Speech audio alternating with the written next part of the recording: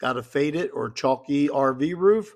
The Dicor Fiberglass Coating brings it back and protects it. Application is straightforward. Just clean the roof thoroughly, let it dry, and roll this on evenly. It goes on smooth, covers well, and is designed specifically for fiberglass RV roofs to restore the finish and add a protective layer.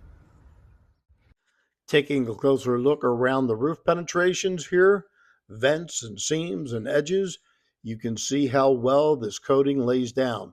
It really gets into those areas that typically wear out first. Coverage is consistent, no heavy buildup, and it levels out nicely. Around the edges and transitions, it seals everything up without looking messy or uneven. Up close, you can see the finish is smooth and uniform, which is what you want for proper protection. Overall, it gives the roof a clean, sealed look and helps protect these critical areas from sun, water, and long-term wear. Here's the finished result. Nice, even coverage with a clean, refreshed look. The surface looks sealed up and protected, which is what you want to help extend the life of your RV roof. Solid finish, and it really brings the roof back.